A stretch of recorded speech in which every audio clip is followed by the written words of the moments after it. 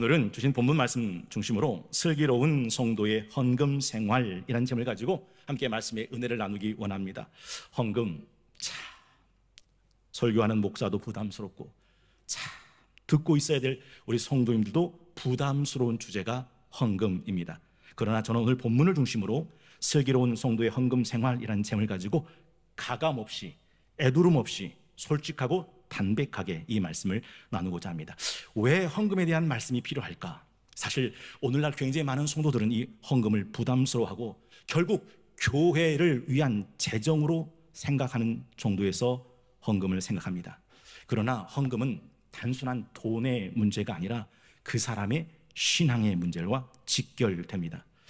오늘 본문에 하나님 백성들은 성전 재건을 뒤로 미룬 채 자기 집 가꾸는 일에 몰두하게 됩니다. 물론 그들은 하나님을 버리진 않았어요. 하나님께 예배도 했고요, 신앙도 가지고 있었습니다. 다만 자신의 삶의 우선순위에서 하나님은 저만치 뒤로 밀려나 있었습니다. 학계는 바로 이런 이스라엘 백성들에게 주신 하나님의 경고의 말씀이며 동시에 성도의 바른 헌금 생활이 하나님의 축복일이 된다는 사실을 가르쳐주고 있는 말씀이 오늘 본문입니다. 여러분, 헌금은 돈의 문제가 아니라 내 삶의 우선순위의 문제이죠. 학개서 1장 4절은 이렇게 시작합니다. 이 성전이 황폐하였거늘 너희가 이때 판벽한 집에 거주하는 것이 옳으냐. 여러분, 이스라엘 역사는요, 한꺼번에 한순간에 망하지 않았어요. 서서히 자기도 망하는 줄 모르고 망한 게 이스라엘의 역사입니다.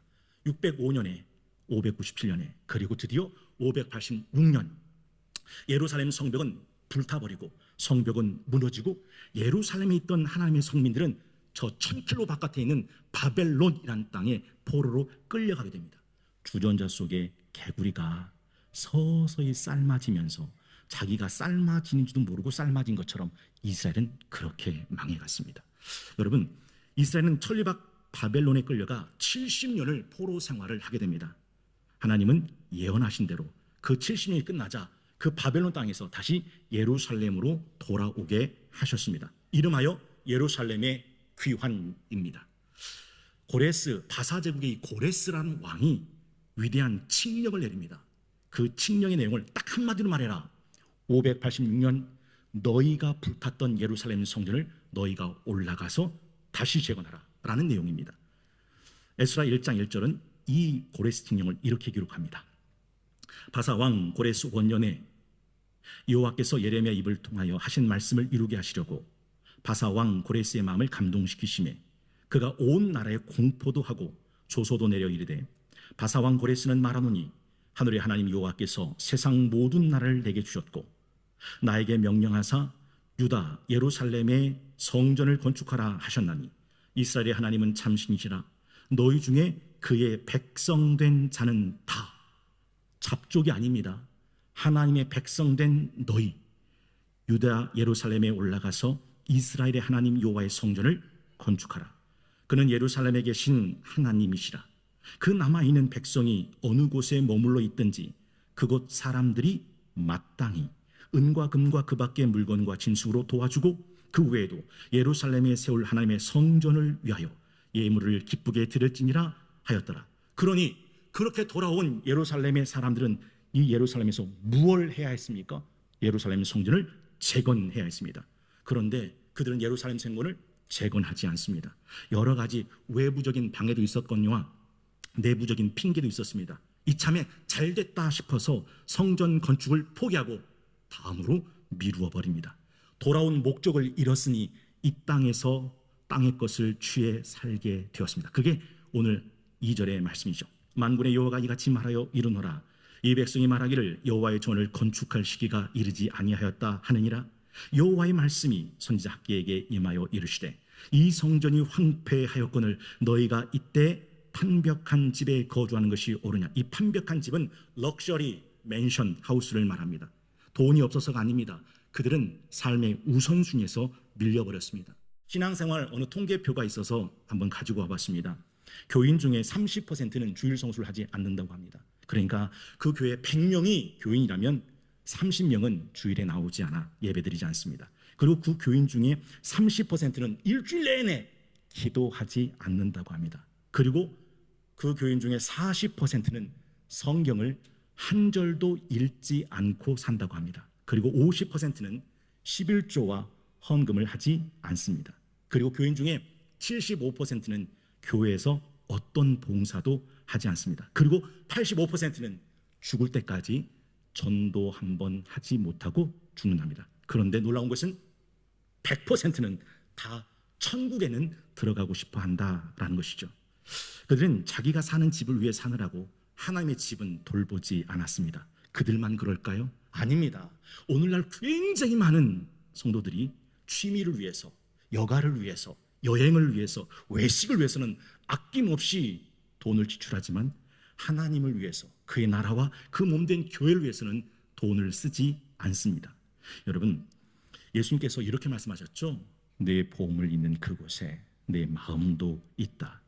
돈, 이건 내 마음이 어디에 있는지를 보여주는 리트머스 종이입니다. 그래서 이스라엘은 하나님이 명하신 11조와 헌금을 버렸습니다. 그들은 하나님을 버린 적이 없어요. 예배했고 신앙 가지고 있었는데 11조와 헌금을 버린 이스라엘 향해서 말라기 선지자는 너희가 하나님을 떠났구나 라고 말씀합니다. 말라기 3장 7절입니다. 만군의 여호와가 이르노라 너희 조상의 날들로부터 너희가 내 규례를 떠나 지키지 아니하였도다. 그런즉 내게로 돌아오라. 그리하면 나도 너희에게로 돌아가리라 하였더니 너희가 이르기를 우리가 어떻게 하여야 돌아가리까 하는도다. 사람이 어찌 하나님의 것을 도둑질하겠느냐. 그러나 너희는 나의 것을 도둑질하고도 말하기를 우리가 어떻게 주의 것을 도둑질하였나이까 하는도다. 이는 곧 11조와 봉헌물이라. 여러분은 지금 이 세상에 하나님이 보내신 청지기로 살고 있습니까? 아니면 나는 내 인생의 주인이 되어 살고 계십니까? 또한 이 헌금은 하나님의 주권에 대한 인정을 하는 행위다라는 것도 오늘 본문은 우리에게 가르쳐 줍니다. 6절 볼까요? 너희가 많이 뿌릴지라도 수확은 적으며 먹을지라도 배부르지 못하며 마실지라도 흡족하지 못하며 입어도 따뜻하지 못하며 일꾼이 싹을 받아도 그것을 구멍 뚫어진 전대에 넣음이 되느니라.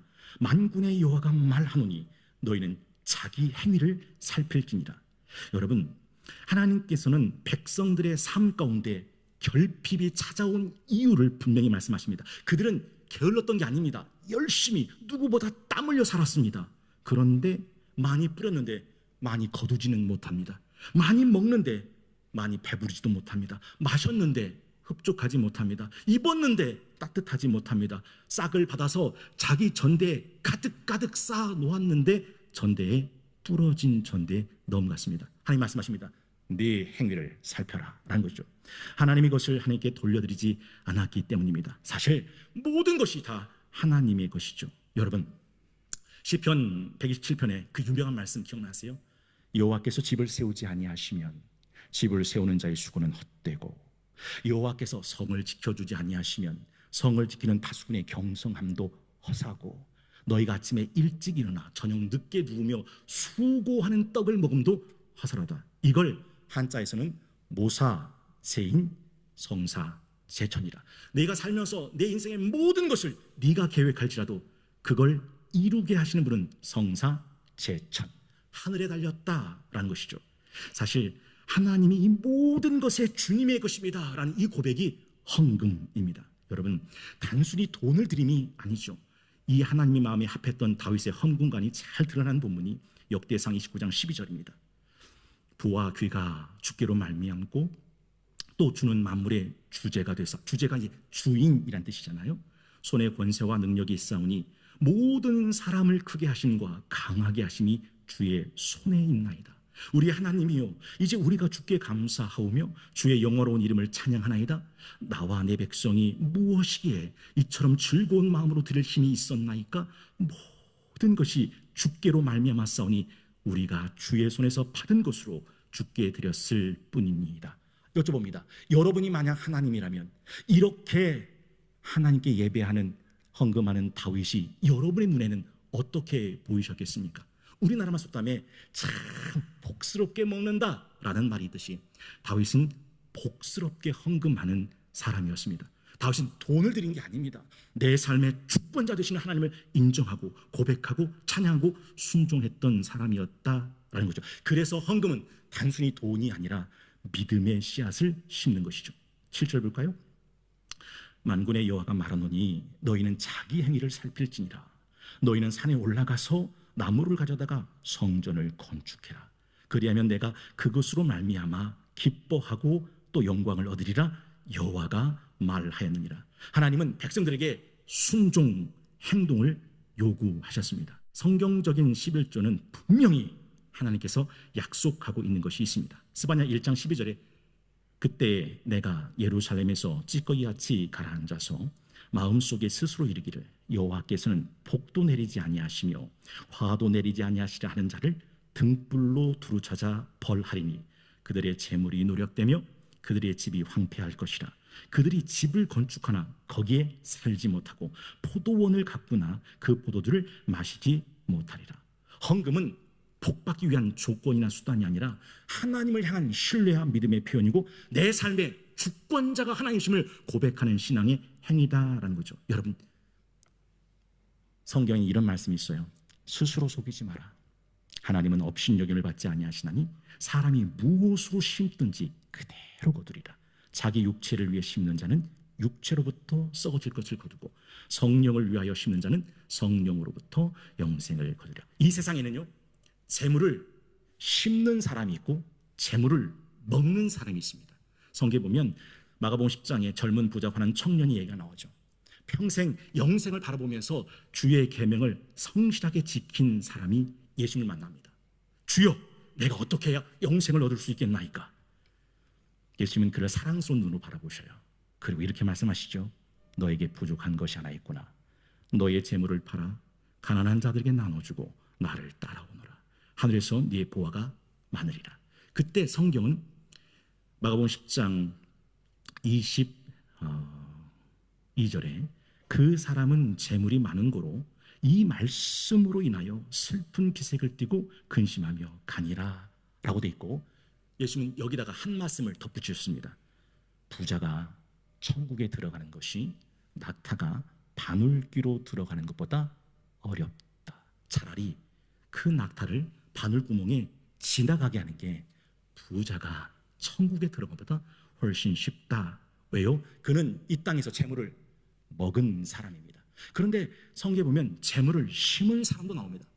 금요 성령기도 때 함께 하신 분 기억나시죠? 성경에 보면 누가복음 19장에 삭개오라 하는 세리장이 있습니다.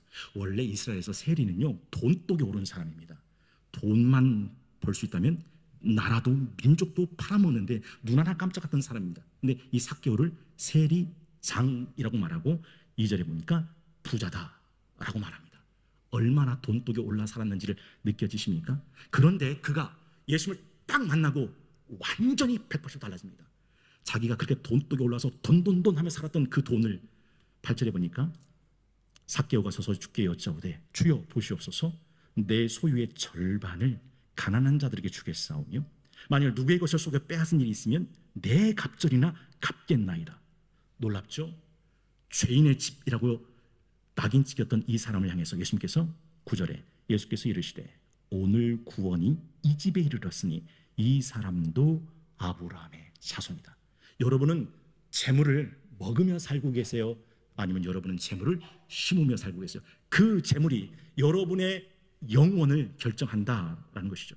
마태복음 6장 19절입니다. 너희를 위하여 보물을 땅에 쌓아두지 말라.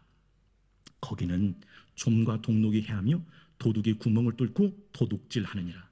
오직 너희를 위하여 보물을 하늘에 쌓아두라. 거기는 좀이나 동록이 해하지 못하며 도둑이 구멍을 뚫지도 못하고 도둑질도 못하느니라. 그리고 그 유명한 말씀, 내 보물이 있는 그곳에 내 마음도 있느니라. 사실 하나님은 이렇게 헌금하는 자를 기뻐하시고 축복하신다는 사실도 오늘 학계에서는 우리에게 가르쳐줍니다. 8절입니다. 너희는 산에 올라가서 나무를 가져다가 성전을 건축해라. 그리하면 내가 그것으로 말미암아 기뻐하고 또 영광을 얻으리라. 여호와가 말하느니라. 여러분, 하나님은 돈이 필요하신 분이 아니에요. 하나님은 돈이 부족하신 분이 아니에요. 그런데 왜 하나님은 그 헌금을 말씀하실까요? 내 보물 있는 그곳에 내 마음도 있게. 하나님은 돈을 원하시는 것이 아니라 하나님의 사람들의 마음을 원하신다라는 것이죠. 헌금은 돈을 드리는 게 아닙니다. 하나님을 향한 사랑, 하나님이 내 인생의 주권자 되심을 믿음의 표현이다라는 것이죠. 그래서 헌금은 절대로 억지로 하는 것은 의미가 없습니다. 하나님은 인색함이나 억지로 하지 말라라고 말씀하십니다. 혹여나 헌금을 할 때 내 마음에 감동이 없거나 자원함이 없거나 기쁨이 없다면 차라리 그 돈 묻어두십시오. 그 억지로나 인색함으로나 하는 헌금은 하나님의 축복의 헌금에 잇닿을 수 있는 헌금이 아니기 때문입니다. 학개서 2장 18절 보면 그 기쁨과 자원함으로 드리는 헌금을 너희는 오늘 이전을 기억하라. 아홉째 달 24일 곧 여호와의 성전지대를 쌓던 날부터 기억하여 보라. 곡식 종자가 아직도 창고에 있느냐? 포도나무, 무화과나무, 석류나무, 감람나무에 열매가 맺지 못하였느니라. 왜요? 하나님이 불어버리셨기 때문이죠. 그러나 산에 올라가 나무를 가져다가 성전을 건축하기 시작한 오늘부터는 내가 너에게 복을 주리라 라고 말씀해요. 저는 삼류 부흥 강사의 진부한 레퍼토리를 거부하는 목사라고 말씀드렸습니다. 그런데 참 놀라운 것은 삼류 부흥사 같은 하나님의 노골적인 축복이 성경에 기록되어 있는 것입니다. 말라기 3장 9절을 볼까요? 너희 곧 온 나라가 나의 것을 도둑질하였으므로 너희가 저주받았느니라. 만군의 여호와가 이르노라. 너희의 온전한 11조를 창고에 들여 나의 집에 양식이 있게 하고 그곳으로 나를 시험하여 내가 하늘 문을 열고 너희에게 복을 쌓을 곳이 없도록 붙지 아니하나 보라. 만군의 여호와가 이르노라. 내가 너희를 위하여 메뚜기를 금하여 너희 토지 소산을 먹어 없애지 못하게 하며 너희 밭에 포도나무 열매가 기한 전에 떨어지지 않게 하리니 너희 땅이 아름다워짐으로 모든 이방인들이 너희를 복되다 하리라. 만군의 여호와의 말입니다. 학개서가 말씀하는 하나님의 드림의 축복이 뭔지 아십니까? 오늘 본문에 분명히 밝혀주고 있는 축복은 13절에 그때 여호와의 사자 학개가 여호와의 위임을 받아 백성에게 말하여 이르되 여호와가 말하노니 내가 너희와 함께 하노라 하니라. 그렇습니다. 이 학개서가 하나님의 헌금의 축복은 하나님이 나와 함께 하신다라는 임재였다라는 거죠. 하나님이 함께 하시면 뭐가 두렵겠어요? 부족함이 있어도 그는 평안할 것이고 어려움 가운데서도 길은 열릴 것이며 광야 같은 인생에서도 하나님의 풍성한 은혜를 경험하게 된다. 궁금합니다. 학개서가 편벽한 집을 위해서 성전을 밀쳐두고 자기 집 뭐 먹을까 뭐 마실까 뭐 입을까 라고 살고 있는 이들에게 외치는 이 외침이 삼류 부흥 강사처럼 천박하게 들리십니까? 9절입니다. 너희가 많은 것을 팔았으나 도리어 적었고 너희가 그것을 집으로 가져갔으나 내가 풀어버렸느니라. 나 만군의 여호와가 말하노라. 이것이 무슨 까닭이냐? 내 집은 황폐하였을 때 너희는 각각 자기 집을 짓기 위하여 빨랐습니다.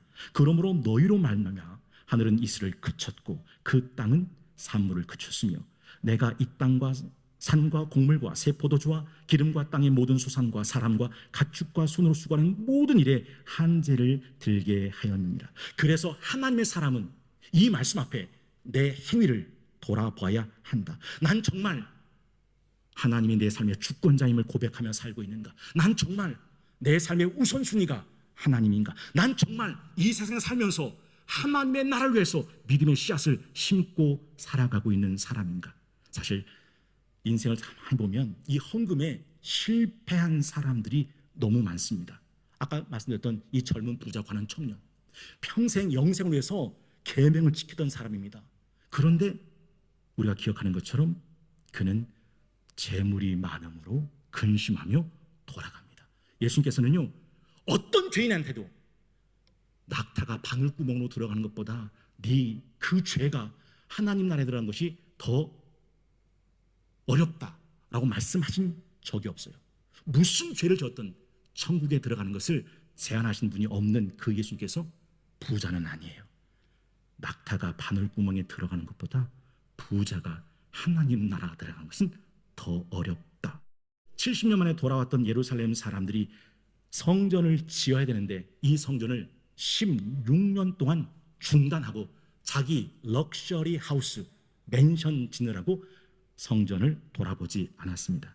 그때 학개가 외치고 있는 겁니다. 1장 8절 너희는 산에 올라가서 나무를 가져다가 성전을 건축해라. 그리하면 내가 그것으로 말미암아 기뻐하고 또 영광을 얻으리라 여호와가 말하였느니라. 그 말씀 듣고 이스라엘 백성은 돌이킵니다. 그게 14절 말씀이에요. 여호와께서 스알디엘의 아들 유다 총독 수룹바벨의 마음과 여호사닥의 아들 대제사장 여호수아의 마음과 남은 모든 백성의 마음을 감동시키며 그들이 와서 만군의 여호와 그들의 하나님 전 공사를 하였으니라고 말씀합니다. 16년 동안 중단되었던 그 성전 공사를 다시 시작하여 5년 만에 재건에 성공했는데 이름하여 수룹바벨 성전입니다. 6월 14일 슬기로운 성도의 헌금 생활이라는 제목을 가지고 함께 말씀 나눴습니다. 여러분, 만약에 목사님 저는요 11조를 드리지 않아도, 저는 헌금을 드리지 않아도, 저는 전교인 1% 다윗 헌금을 드리지 않아도 제 삶의 주권자는 하나님이심을 고백하고 제 삶의 우선순위는 하나님을 고백하고 내 주의 나라와 주 계신 성전과 피 흘려 사신 성동교회를 저는 누구보다 사랑합니다 라고 한다면 11조 드릴 필요 없습니다. 헌금을 드릴 필요도 없습니다. 전교인 1% 다윗 헌금에 양심이 매일 이유가 없습니다. 만약 그렇다면 여러분은 자유하셔야 됩니다. 그것 때문에 하나님의 저주가 일어나는 것은 아니기 때문이죠. 칼빈 기독교 강요 그리스도의 양심의 속박과 자유편에서 우리가 다 나눴던 이야기죠. 물론 한국의 대형교회 목사님들, 제가 힘들매도 불기도 감당치 못할 큰 목사들은 왜 당신이 암 걸리는지 아느냐, 왜 당신의 회사가 멀쩡한데 부도나는지 아느냐, 왜 당신의 자식이 교통사로 죽는지 아느냐, 하나님의 것을 도둑질했다, 11조를 드리지 않기 때문이다 라고 겁박하지만 그건 말 그대로 까닭 없는 저주는 참새와 까마귀가 둥지에 임하지 않는 것처럼 임할 이유가 없어요. 그러나 만약에 내가 다윗처럼 내가 하나님의 주권을 인정하고 내 삶의 우선순위가 하나님을, 내가 이 땅에 살지만 하늘의 나라를 위해서 믿음의 씨앗을 심는 것이 내 드리는 헌금 속에 들어있다면 한 가지 잊지 마세요. 그 헌금은 세상은 줄 수 없고 세상은 알 수 없는 하나님께서 주시겠다고 약속하신 그 하늘의 보화를 여는 축복의 마중물이 될 것이고 점프선이 된다라는 이 말씀도 저는 여러분에게 꼭 드리고 싶습니다. 여러분, 여러분의 살아가는 이 삶 속에 하나님께서는 여러분과 함께 하신다고 약속하셨어요. 이게 우리에게 약속하신 은혜와 복음의 의미입니다. 저는 우리 성동교를 섬기고 있는 담임 목사로서 여러분의 삶 가운데 이 하늘의 신령한 은혜와 땅에 기름진 축복이 함께하기를 소망하고 또 축복하며 기도합니다.